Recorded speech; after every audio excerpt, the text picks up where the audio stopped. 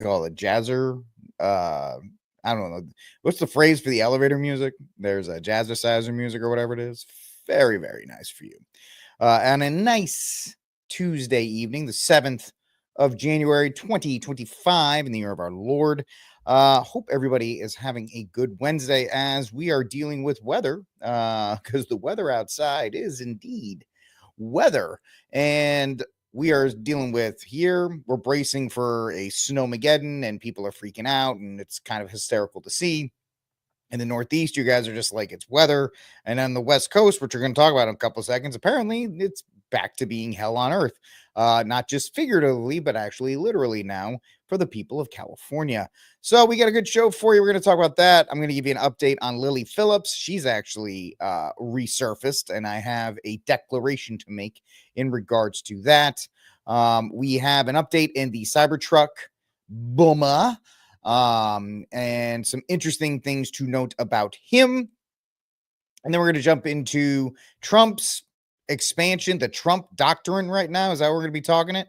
The Trump American empire that he is attempting to carve out. Very interesting. This press conference, he just kind of went off the rails and said, I'm buying this and buy that. I just want everything. We'll talk about that a little bit more as we're keeping our eye on it. Don Jr. is in Greenland right now, apparently negotiating, even though Denmark's like, yeah, you're not going to have it, but it doesn't really matter because it looks like it's going to happen anyway. So we're going to be talking about that. Facebook is apparently changing its moderation, whatever. It's ditching the fact checkers, even though the fact checkers are like, what are you talking about? What are you doing to us? So we're going to be talking about that. I saw a map, Michael. I saw a map that in 1942, and it had all of North America and Greenland all part of on that map. So that is wild that popped up there. So that's an interesting point you bring up. So yeah, there's that being brought up. We're going to talk about Hulk Hogan getting booed in California. Shocking. And then we're going to talk about the Grimm TV show. If you watched the Grimm TV show, I am a fan of it. And I am not very happy about the prospect of it being rebooted, because it's going to be rebooted with like some trans handicapped person, and it's going to be about hunting white people. So that's pretty much it. Yeah, I am not schooled in these manners, so I don't really know that it's been around for a long time. Whitney Webb. I don't know who Whitney Webb is, but they warned us. So thank you, Whitney Webb, for warning us that this was on the way. Not a shock, that these things take place and that the new world. I mean, on my show with Steve Cunningham, News from the Pew, we were talking for a while about the fact that they wanted Trump installed for a very particular reason, so they could continue to do the things they wanted to do without any resistance. They were going to muck things up under Biden because Biden didn't care, and Biden doesn't, he's old and doesn't know about his legacy or whatever the case may be. And then they were going to bring Trump in, and Trump was going to quell all of this resistance, all of this anger that people were feeling towards the government. And they were going to just kind of continue to do what they do. So it looks like that's what's going to happen along the way. So if you are a fan of what we're doing here on Rickcast every night at 6 Central, 7 Eastern, hit the like button, the subscribe button, follow it on the X machine if you have a chance. And let's get to our first story. It's not really a story, it's a declaration. Ironically enough, my show, my channel is, I think, less than a month old, and I have one video that's cracked 6,000 views, which is huge for me because that's just awesome, and I appreciate everybody talking about it or watching it, and there's a lot of comments on it. You can check it out. It's the video I did on Lily Phillips after she debased herself and all that other kind of stuff. And I made a video and I was like, oh, we all need to feel bad for her. It's society and it's all this other kind of stuff. And some of y'all in the comment section rightly pointed out that she was doing it for fame and that we shouldn't cry for her because she knows exactly what she's doing. And I'm like, oh, that's a good point. I'm thinking about it, but still, maybe we should take more responsibilities. No. And I will tell you why, because this 304 has resurfaced. Take a look. The Five Guys from? The Five Guys. I didn't know if there was like a special room where you can take me out back. No, I don't think that's happening. What about after your shift? I mean, I'd want to give you, you know, a good rating. I'm a Christian man and I'm saving myself to marriage. I'm asking for what's on the menu, that's all. Genuinely, I feel like I'm doing it right now. I can hand you a menu if you want. Are you on it? No, I'm not. Oh, that's a shame. Absolutely ridiculous. I will never again, ever again, ever again defend this woman. Never. I went out there, and you can call me a simp, you can call me a white knight, you can call me anything. After this performance, I deserve it because I was actually trying to say, listen, we should take pity on her, but nope, forget it. She's a lost cause. Goodbye. Trashed, out the door. Don't care. Don't even try and have any sympathy for her because she clearly knows what she's doing. The whole thing, the crime thing was a setup, and idiots like me, hook, line, and sinker, bought it. And everybody in the comment section who called me out, you were correct, and thank you for doing so. But lesson learned. Hey man, I've been married for almost, I've been 15 years. So the game has absolutely changed. And I mean, it was bad. My wife and I got married before the whole implosion of TikTok and all this other stuff, which has just unleashed the worst in women. And, the Joy Taylor situation is also something to be about that. And also real quick, the reason why I had to cut the show off so quickly yesterday was because I had a situation that was going on in my neighborhood, and it was just something that had to be taken care of. So I apologize for that. The Joy Taylor situation is hysterical because it shows why women in women's empowerment has been a disaster for everybody. And it's not just, it's easy to dunk on Joy Taylor and be like, that's what you get. But this stuff happens in every workplace environment, whether it's corporate, medical, education. This is why when the debate comes up, and I know I'm taking a couple of seconds, but I don't care. Can men and women be friends? And I say no. And women are always going, yes, they can. No, men and women cannot be friends. I'm not even a huge fan of men and women working in close proximity with each other, because when you work at a job, at a corporation, at a company, most of the time you end up spending 360, more time with them than with your own family. And opportunities are presented to men, and men are hunters. Men are stupid hunters, meaning that if there are women in a workplace that are within close proximity to them on a consistent basis, they will do stupid things, especially if they are in a marriage and their marriage is not perfect. And guess what? All our married couples, not every day is sunshine and rainbows. Even if you love your wife to death, things are tough sometimes. And some men, being stupid, if there are opportunities around, they will take advantage of them. And that's why, my hottest takes are takes that some of y'all ain't ready for. And that's women should not be working. I would go back to separate, if you're going to have co-ed businesses, I would have separate floors for men and women. I honestly would. I know that would get me absolutely destroyed by today's modern women, but I wouldn't. If you're going to have a job and you're going to have men and women working together or working, I would put them on different floors. I wouldn't even have female secretaries, because the way that it's transitioning, and Joy Taylor is just the latest, and she is operating in a system that allows her to operate.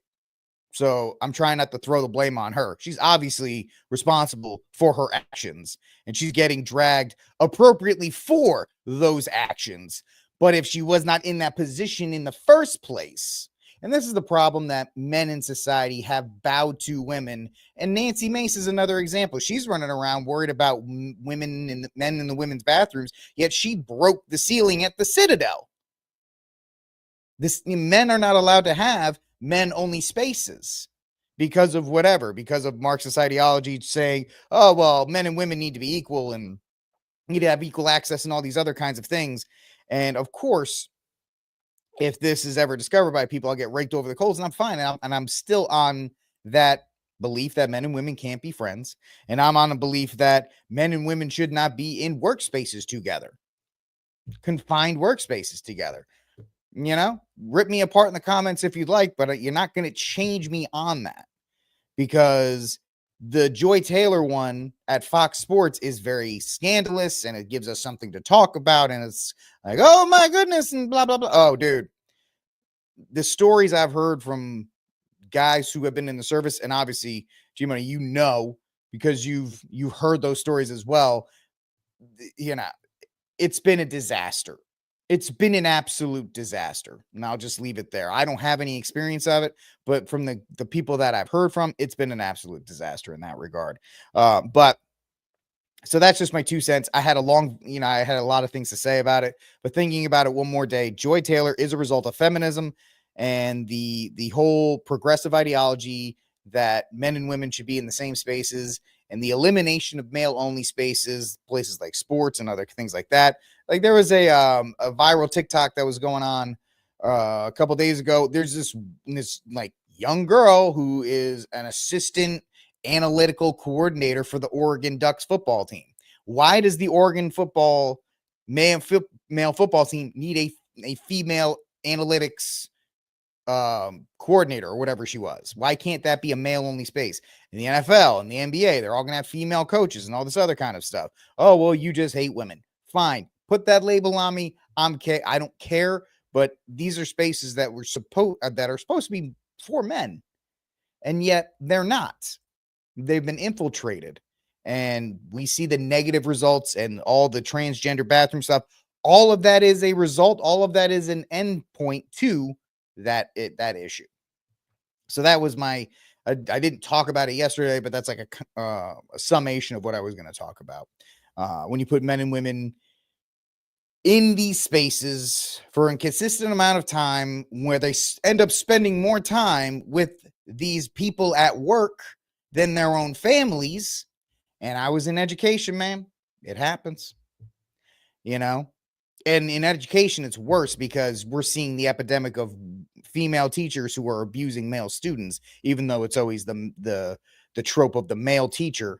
We're seeing female teachers doing this.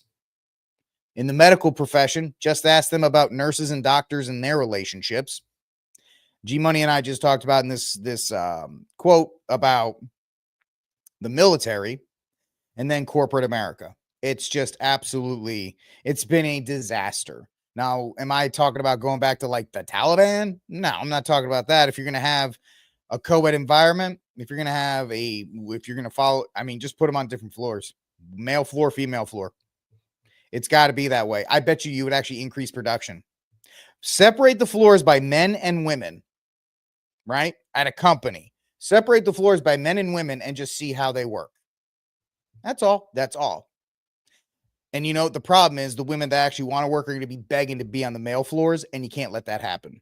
Because there are women. My producer of this show, she's absolutely fantastic. She's amazing. And if you put her on a floor with all other females, she'd be like, get me out of here, please. But you just can't do that. Anyway, I've been rambling on. That's my thoughts on the Joy Taylor situation. Just watch Jason Whitlock. He's been much better than anything I could put on there. This is Rick Cass. I am the aforementioned Rick. Let's get to one other story that's going on right now, and that is apparently California is once again sinking back into the hellscape that it should be. No offense to the people in Los Angeles, but you kind of had it coming. In Southern California right now, as we are taking a look at the smoke from the Palisades fire that has erupted and has grown pretty quickly there just outside of LA. This is looking north right now from around Santa Monica in Los Angeles, looking just to the north. And from this vantage point, from this snapshot, there is a lot of smoke, and you can see smoke off to the right-hand side of the screen that goes almost all the way up to the screen. And then a different vantage point here looking back to the south, and that's the coastline right there in Los Angeles, where in view here, if it was a little bit better clarity, LAX is down there. Downtown is a little bit farther off to the left, but that dock, I think you see that pier going across the beach, I believe that is Santa Monica right there. But Felicia, this is a big fire up now, more than 200 acres. And the fact that the smoke is going along the ground is an indication that there are some strong winds at the surface. So the winds are strong, and of course, winds are dangerous because the winds themselves put more oxygen into the fires, fan the flames, and can spread the fire as well.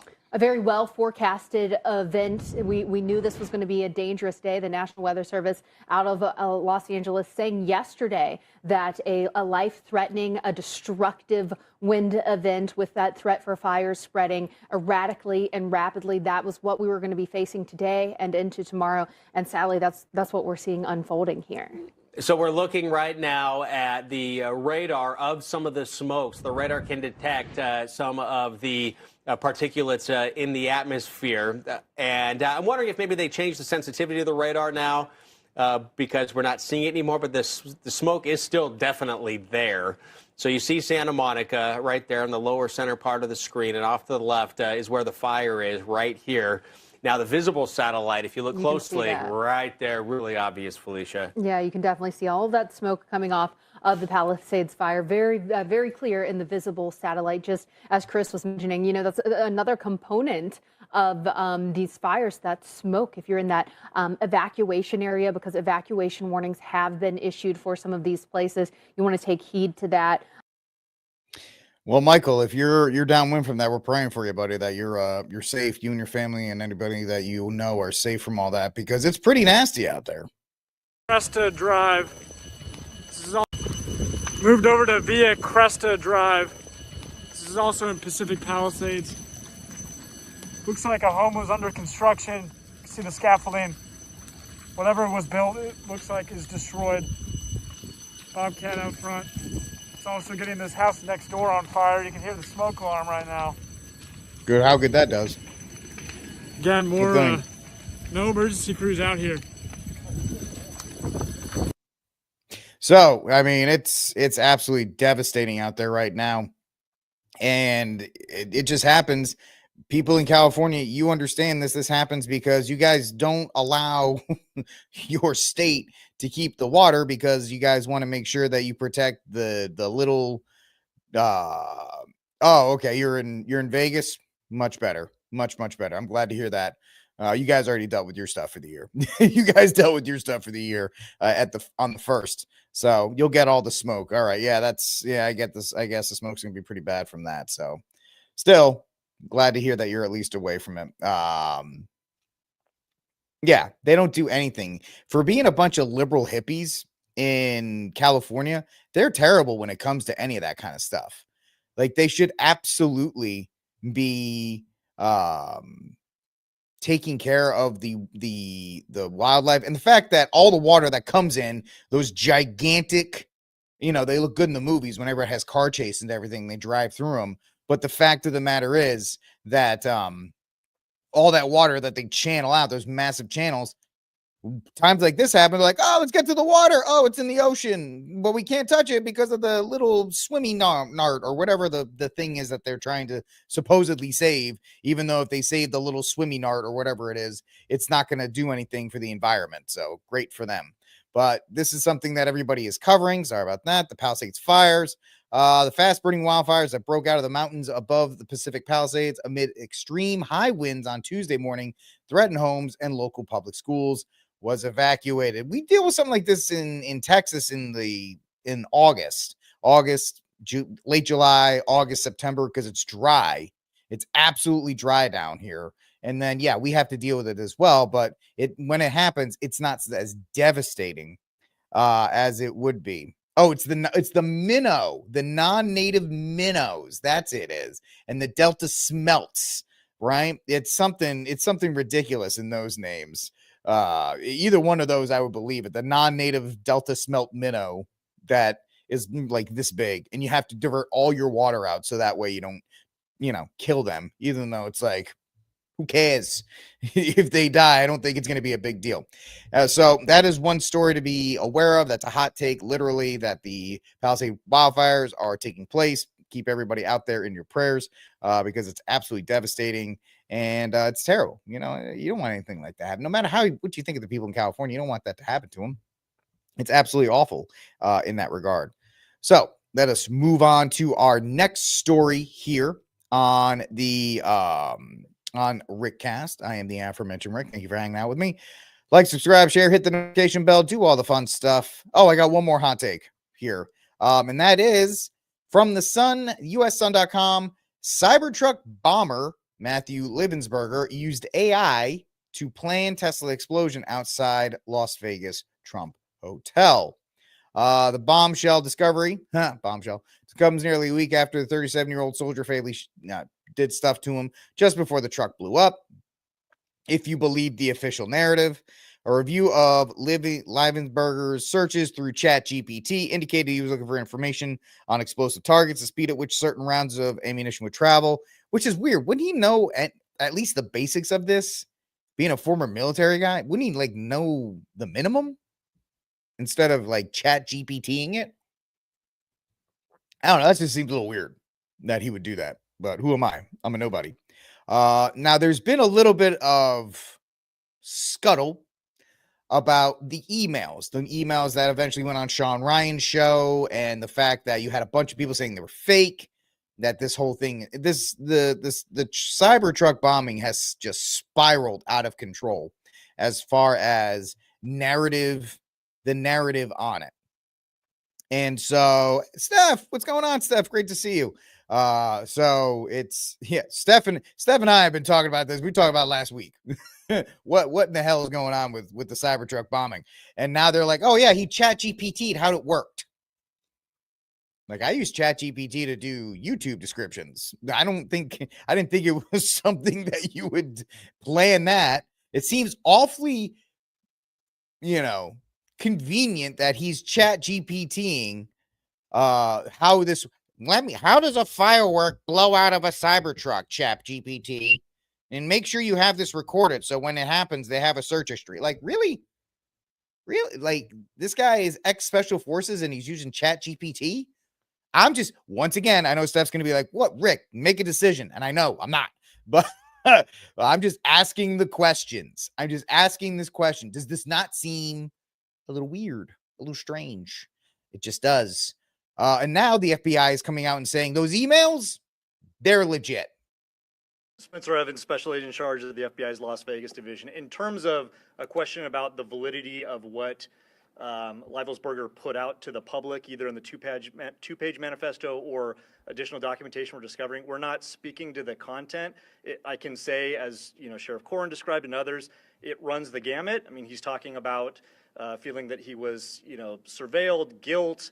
You can tell there's, some anguish there, some frustration with the government. I mean, there's a whole host of things. So we haven't gotten into, what's legitimate, what's not. The only thing that, out of an abundance of caution, in as much as Department of Defense equities that speak to sources and methods or something else that would endanger folks overseas, that's not being released. But beyond that, we haven't vetted any of his writing to determine, what's legitimate and what was in his own head.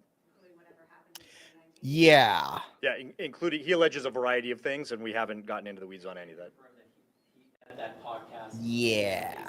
Yeah, so we have confirmed that the document that he sent to the podcast, we know that he was the one that sent that document. That's correct.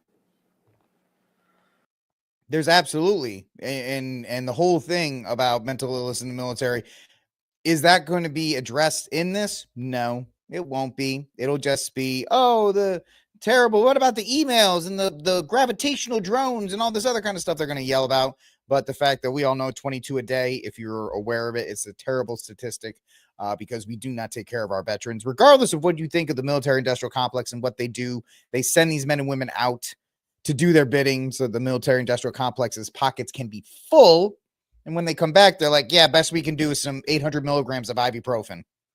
And you're just thinking to yourself, what a pathetic bunch of people you are, that is what you're going to do for these men and women that you said you were going to take care of when they came home. And have you? No, you have not.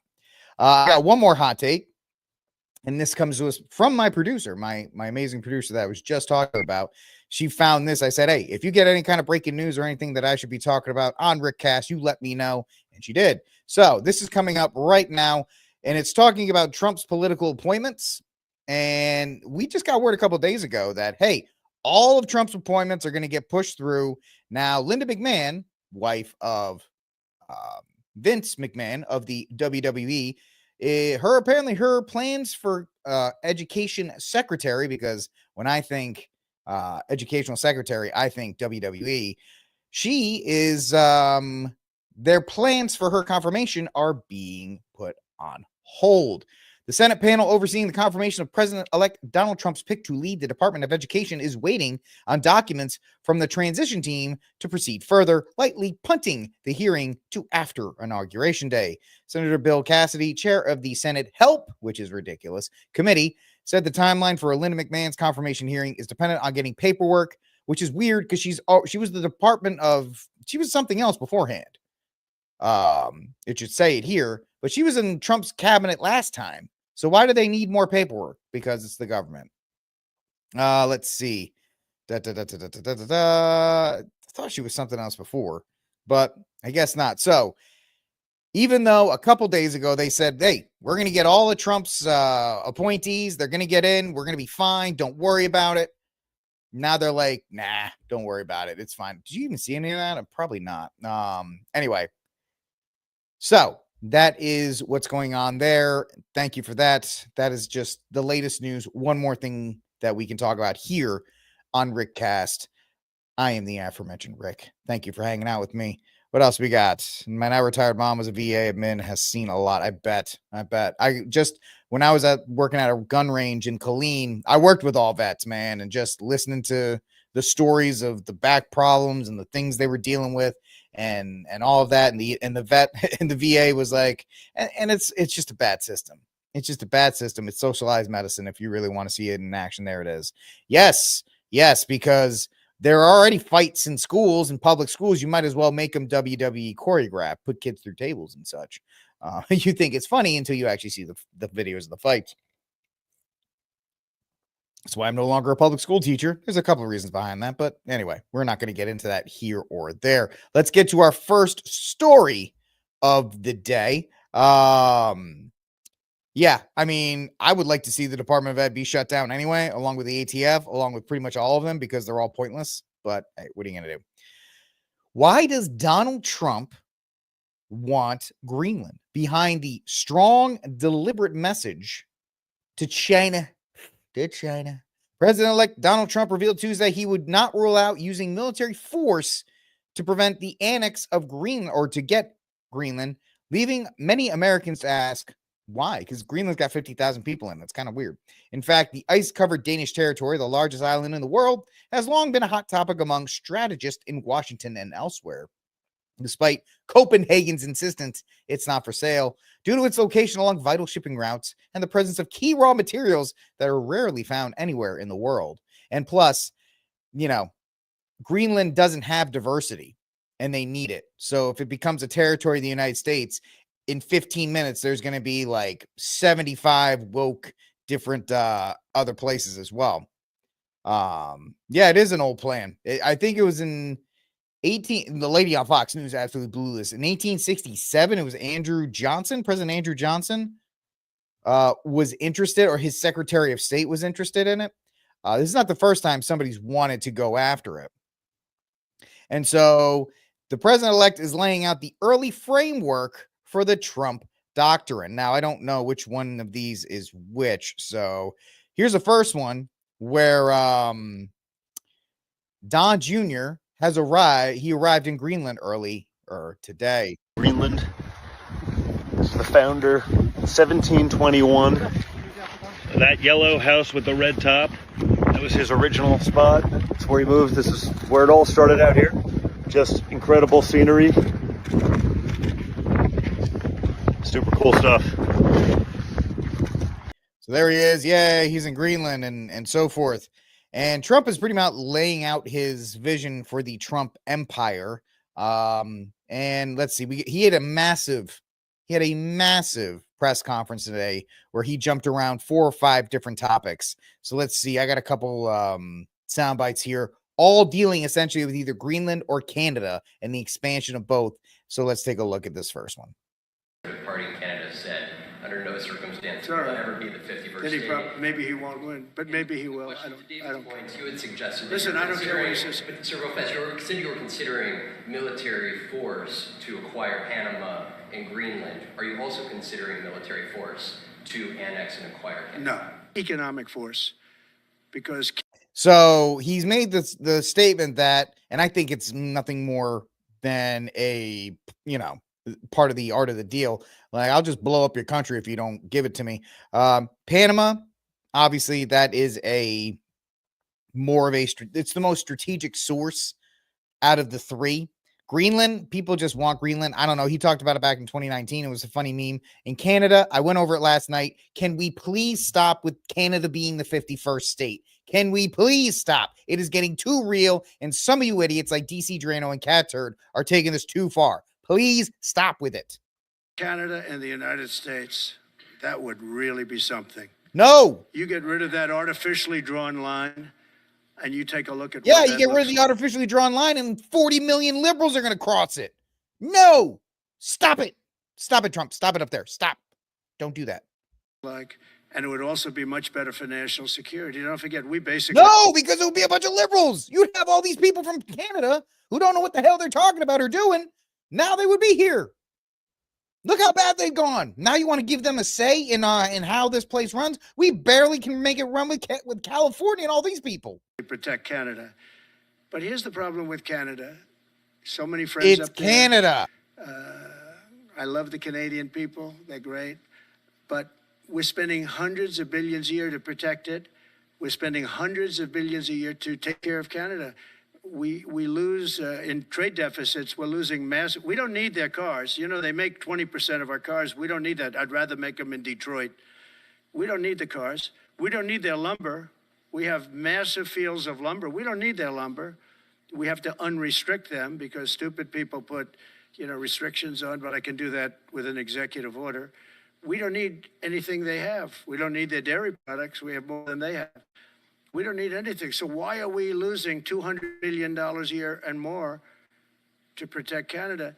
And I said that to... Because we're dumb. I called him Governor Trudeau. I said, listen, what would happen if we didn't subsidize you? If we didn't... Because we give them a lot of money. We help them. As an example, we're buying icebreakers. And Canada wants to join us in the buying of icebreakers. I said, we don't really want to have a partner in the buying of icebreakers. We don't need a partner. But... no right. Nope. No right. Bad Trump. Stop it. Although it is kind of funny. The Canadians in their own right are trying to flex back at us. And I think it's something we should listen to. Have we got a deal for you? You Okay. think we want to... All right, lady from HR. This is apparently somebody from Canada who's, she's a tough white lady who's going to try and talk to Trump. be the 51st state? Nah, but maybe California would like to be the 11th province. Please. How about it? California? Oregon? Yep. Washington? Take them. You've got geography in common with us. And not only that, we've already got a carbon trading system between California and Please Quebec. take them. We've got some Please. strong alliances on our west coast from British Columbia. There's been a lot of academic papers on the idea of Cascadia. So California, Governor Newsom, and Washington State, Jay Inslee, and newly elected Governor of Oregon, Tina Kotek. How about it? Want to put a referendum to your citizens? Because this is what you deal. Have we got a deal for you? This is what you get. Free health care. Universal free health care. No more one. And guess what? Everybody who uses it dies. Your universal health care is so good that you literally are killing people. Year-olds who suddenly fall off the Medicaid list and their parents are in the news because they're trying to do a GoFundMe so they can get their daughter to a doctor. Please. Universal free health care. And guess Nothing's free. Nothing's free, you fat old lady. Guess what? Those gun laws that your Congress is too afraid to pass because of the national gun lobby, we already got our strict gun laws. Yeah, and look how great it's working out for y'all. You guys have stabbings and shootings and all kinds of stuff. You know what? I'm with G. Don't threaten me with a good time. You can have them. You can absolutely have them. Take them. Right? You can give them New England instead. I mean, I'm from New England, so can we not give them New England first? Can we give them California first? Right? And then we'll just, if we take Greenland, right, you can have California. I don't even want it. What has California produced? Let them have it. Bye-bye. Go bye. Go bye-bye. Just please, lady. I love it. But anyway, here's the next one. Back to Trump's press conference today. Panama Canal, so forth. Can you assure the world that as you try to get control of these areas, you are not going to use military or economic coercion? No. And can you tell us a little bit about what your plan is? Are you going to negotiate a new treaty? Are you going to ask the Canadians to hold a vote? What is the strategy? Yeah, I can't assure you. You're talking about Panama and Greenland. No, I can't assure you on either of those two. But I can say this. We need them for economic security.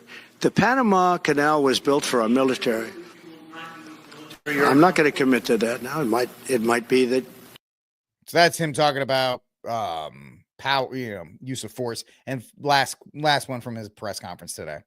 Your position is clear, but have you directed your staff to take specific actions to draw plans? And can you elaborate again? You didn't rule out military coercion.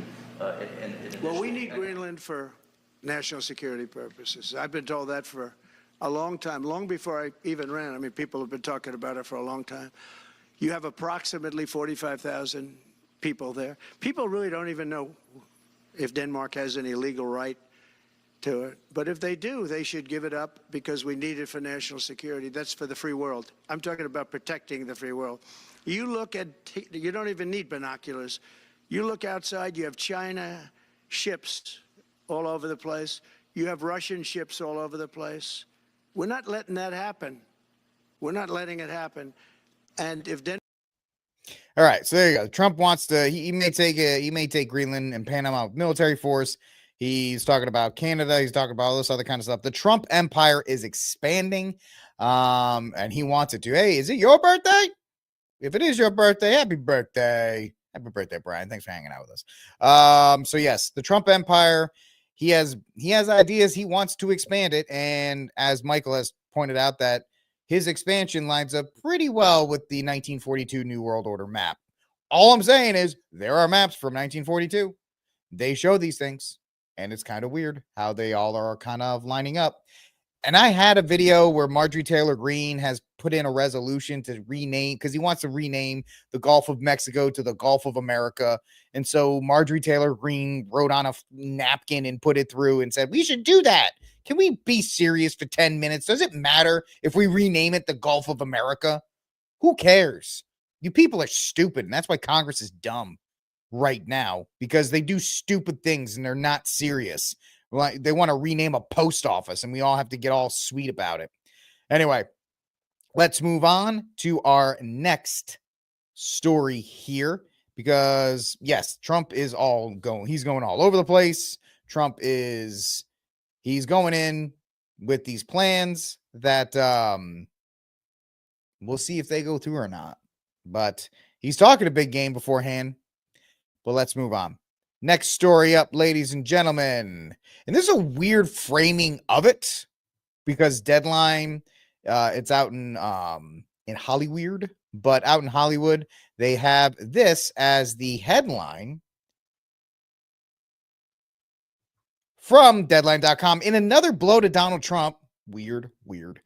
Meta's Mark Zuckerberg says it will end fact-checking on Facebook and Instagram. And if you don't believe me, take a look at Sunshine yourself. And focus on reducing mistakes, simplifying our policies, and restoring free expression on our platforms. More specifically, we're going to get rid of fact-checkers and replace them with community notes similar to X, starting in the US. Oh, well, I just thought he was a robot and he was waiting for a download. Yes, he is. No quarter for him. I get it. He's absolutely trashed his platform. Instagram, ironically enough, I actually get more reach on Instagram than I do on X. I'm just right now, as the current system is aligned, I'm absolutely suppressed on X because I'm not positive and happy and flowery. But on Instagram, a couple posts of mine do pretty well. But so this is just something that came up today where he's been making these moves and he's been making it known. He went to visit the White House after Trump won. He has Dana White is now on the board of, oh yeah, by the way, fact checkers said they were blindsided by Meta's decision to end partnership, leaving them worried about finding new work and facing potential closure. Oh well, so sad. Bye-bye. That's the next story. I know why I can't believe they booed Hogan, but we'll get to that in a second. So, less than 2 weeks before Donald Trump takes the White House, Meta's Mark Zuckerberg announced a series of changes to its content moderation practices on Facebook and Instagram, including ending fact-checking and other restrictions. The recent election also feels like a cultural tipping point, once again prioritizing speech, which is kind of funny. Like, Mark, when did you go away from that? Right? I mean, this is true. How many people were forced to get the jib jab and suffer under the consequences because of his censorship? I agree. He's got as much blood in his hands as Fauci. Yep, I agree. 100%. I'm with you on that. And the fact that he says, like, oh, it's shifting back to speech. When did it go away? When did it go away? Oh, it went away under, Obama. So we're going back to our roots and focusing on reducing mistakes, simplifying our priorities, and reducing free expression on our platform. The changes are just the latest effort by Meta, given that Trump and his allies have targeted the platform, blah, blah, blah. Thanks for the editorialization. Zuckerberg said the fact-checking would be replaced by a more comprehensive community note system, similar to the one that's been deployed on X. Zuckerberg also suggested that Meta would work with the Trump administration to push back on governments around the world that are going after American companies and pushing to censor more. So it's just one of these things that he's looking to save the platform because Meta is going down in flames. The only thing that is working for it is, ironically enough, Instagram, because nobody uses Facebook anymore. Now, that's of Facebook's choosing. Facebook 10 years ago, right? It was supposedly the reason that Donald Trump got elected, because the Russians bought $15 worth of ads on Facebook, and that's what changed the whole landscape. But now it's nothing more than just your buddy who's in a pyramid, your buddy's wife who's in a pyramid scheme is sending you links to become part of their pyramid scheme to sell soap or insurance or whatever the case may be. It's an absolute trash right now. And so what they're doing is they're trying to get people, what Zuckerberg is trying to do is he's trying to appeal to the American people to get back on the platform so the FBI, the CIA, and other members of the intelligence community can start using it again. Because just like when Twitter was around, they had a backdoor in, they had a guy from the FBI had a desk at the offices of Twitter, and they had their own portal access. Facebook's the same thing. Facebook is handing over all your information, all your posts, all your messages, all your Instagram posts. All of those things are going to the government. The government, they're handing it over. And now they're not as important because TikTok is available, and we don't know. We talked about that yesterday. TikTok may be sold to Kevin O'Leary and a group of people to keep it stateside. You have you have TikTok, you have YouTube with its shorts, you have X. All of these other platforms are more important than Facebook. Facebook is a boomer website now. It's boomer cringe and boomer slop. Where like Donald Trump, that's the place where Donald Trump NFTs are still being sold, is on Facebook. So he is desperately trying. He's unveiling plans to base the U.S. content review teams in Texas. Can we please stop coming to Texas? Can you go to Arizona or somewhere else? Please stop coming here. Please stop coming to Texas. Please go somewhere else. And Greg Abbott, can you stop inviting the entire world here to Texas? We're fine. We don't need anybody else here. I'd like to keep it that way. I know I keep, whatever. Where there's less concern about the bias on our team. You're bringing people from California, and if you hire people from Austin, it's the exact same thing.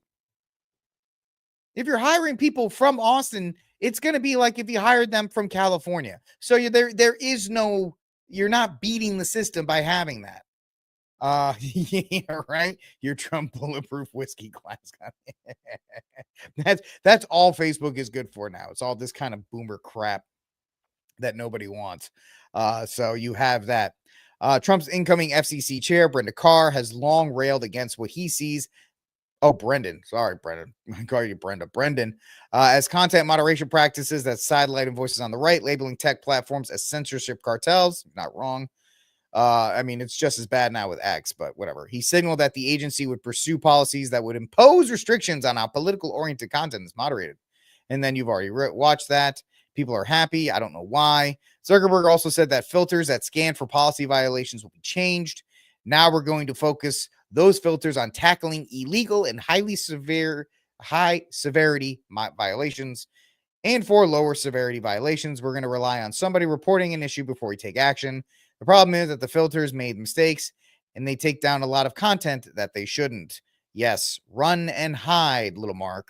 Run and hide behind the skirt of censorship. More specifically, Zuckerberg said that they would simplify their content policy and get rid of a bunch of restrictions on topics like immigration and gender that are just out of touch with mainstream discourse. Yeah, okay. So if I put in a bunch of other things and it's just going to be, I guarantee you I will not stream to Facebook. I don't think so. I mean, they could do all these kinds of things. I don't think I will. We stream on Rumble, we stream on X, and we stream on YouTube. I don't think I will be streaming on Facebook anytime soon.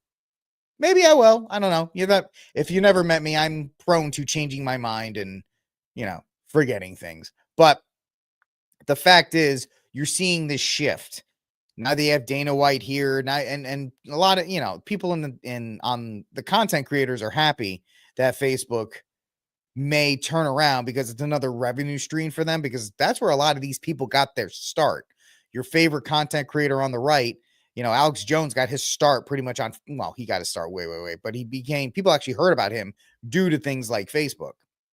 And now we are seeing all of this again. I was going to talk about Alex Jones last night, but I don't want to touch that. It's fine.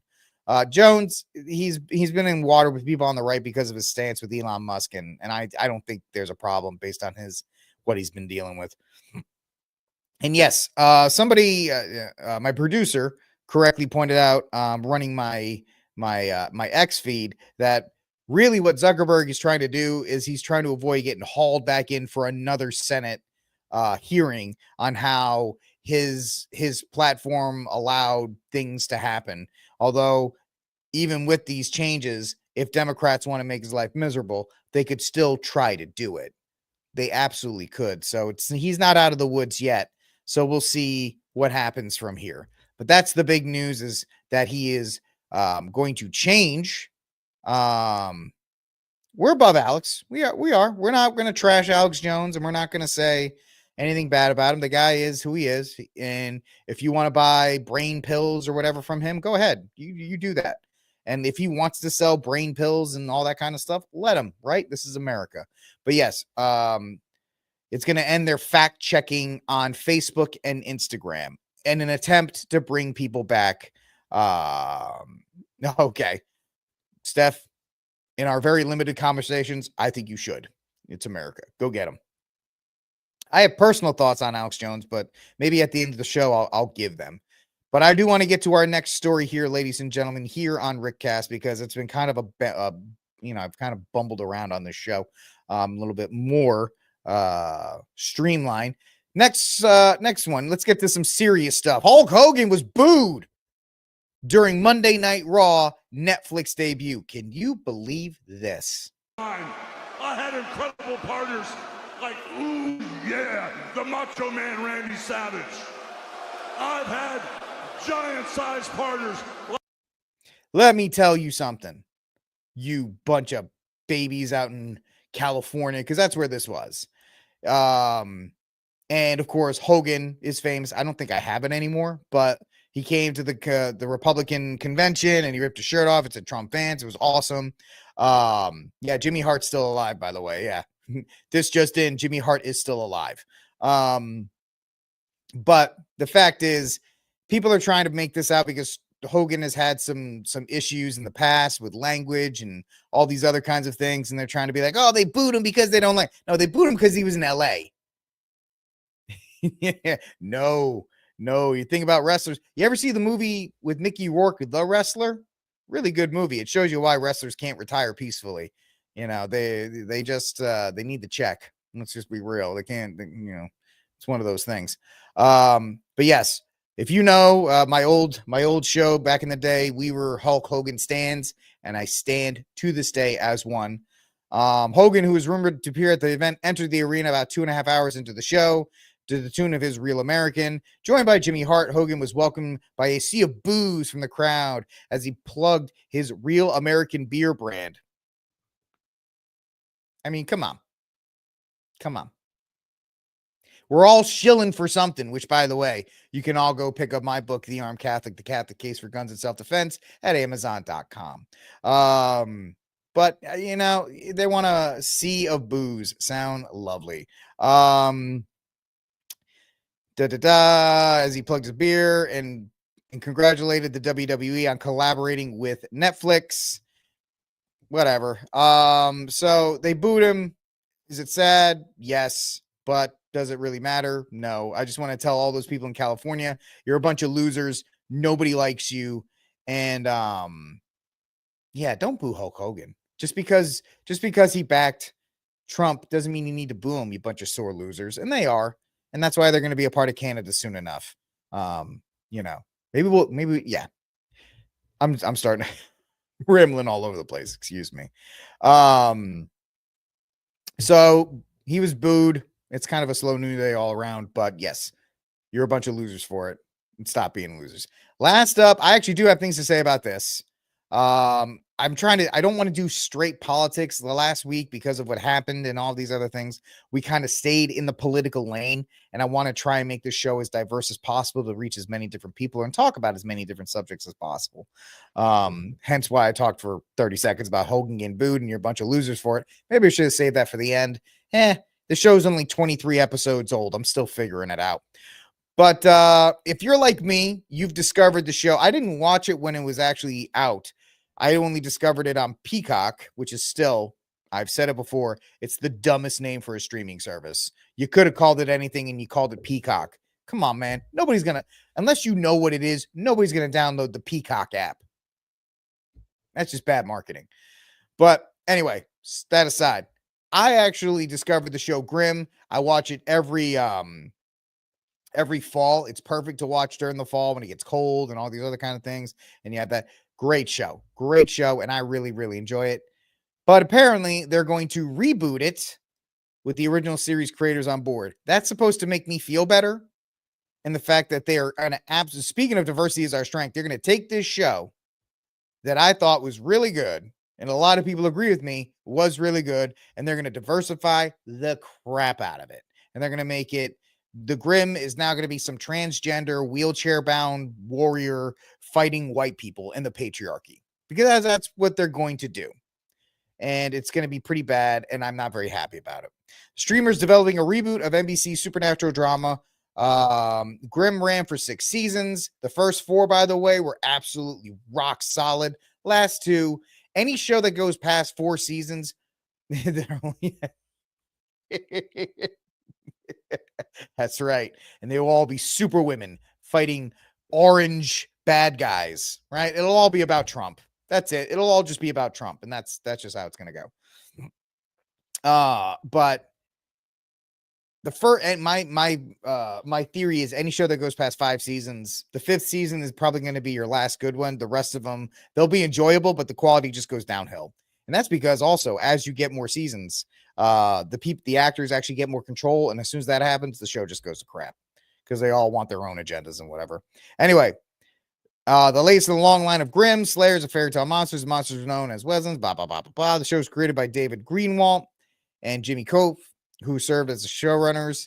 Now, if you've never seen Grimm, I highly recommend, if you have the Peacock app for whatever reason, that this time of year, there's not a lot to watch. Could be a really good time to discover the Grimm show. It's very, it was made back, for network TV. So all this, it's pretty clean to watch for my Catholic brothers and sisters. If you're worried about watching something, I mean, all new shows they're all naked and they're all doing all kinds of stuff on it. You don't have to worry about that with the Grimm show. It's actually pretty good and a pretty good watch. I enjoy it, and it's a strong recommend for me as far as that. And so, yeah, they're going to reboot it, and it's going to be terrible. And it's just going to be another way to destroy another class. Because the Grimms, oh, you haven't owned a TV since 2014? I think I owned all the TVs you don't. Good for you, man. I'm when I hear people who say that kind of stuff, you guys are awesome. I'm still fighting that the idea of not owning a TV. Because I actually, well, I mean, screens. I 1, 2, 3, 4, 5. I got 5 screens around me, so I don't think I'm doing really well there. Either way, the Grimm is based off of German tradition, right? That's the Grimms and the fairy tales and all that stuff. That's a tradition from Germany. It's a European tradition that they're going to take and destroy. They're just going to rewrite it, destroy it, and make it awful. And that's really the sad part about all this, is they're going to continue to deliberately destroy European tradition to the cheers and thunderous applause of others. So very sad to hear about that. Not much, I guess, except you don't have to watch it, or you can be like my man Michael and just get rid of your TVs, but don't get rid of, your computer so you can watch my show. Watch my show. That's all that matters.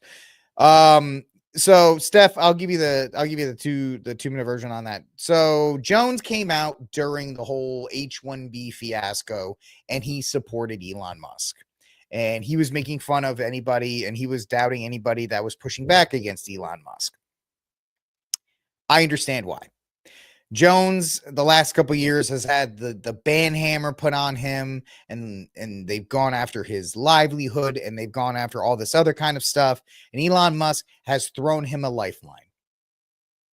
He reinstated him here back on X. He's supported he's retweeted Alex. He's given him a platform, and he's given him pretty much a path to viability when it looked like everything else was going to go, keel up. So yeah, he's going to back Elon Musk. He's going to back whatever Trump and all those people say, because he's not bought, but he owes them. And so all Alex wants to do is he wants to kind of continue to do what he did, and he wants to just sell his supplements, sell his t-shirts, live down the street in Austin, and just exist. When you get to a point in your life where, the first half of your life, you're trying to become famous or do all these other kinds of things. And Catholics, we got to be careful, because that becomes idolatry of wanting to be known and wanting to be famous. And that's why you got to worry about a lot of these Catholic YouTubers. Sometimes you got to ask who you really doing this for. Especially when they start asking for money so they can build a $30,000 studio. I'm not mentioning names, but that's ridiculous. And then as you get, as you peak and go into the back half of your life, you want to exist with your family, and you don't want to be bothered. And Alex has been under the light for so long that he just doesn't want to be bothered anymore. He just wants to do his thing. And if that means he's got to align with Elon Musk and the agenda that he's been fighting for his entire life, let him. That's just who he is. And I understand it, and I'm not going to be critical of the guy for it. And if you want to be critical of him for it, that's fine, because he kind of did do a 180 on his entire audience. But it is what it is. And I'm not, I don't have time to give a rip about anybody else, because I'm here bringing you Rickcast. And that's it for today's show. Like, subscribe, share, hit the notification bell. If you're following me on that X machine, do me a huge favor. Hit that follow button, so that way you can follow this show every night when it is live, 6 Central, 7 Eastern, every single night. I love hanging out with y'all. I appreciate you guys hanging out with me. And until that day when he breathes the sweet air of freedom, we will always remember, and we will always promote, that he needs to be free. And who is that? That is the one and only Dexter Taylor. God bless everybody.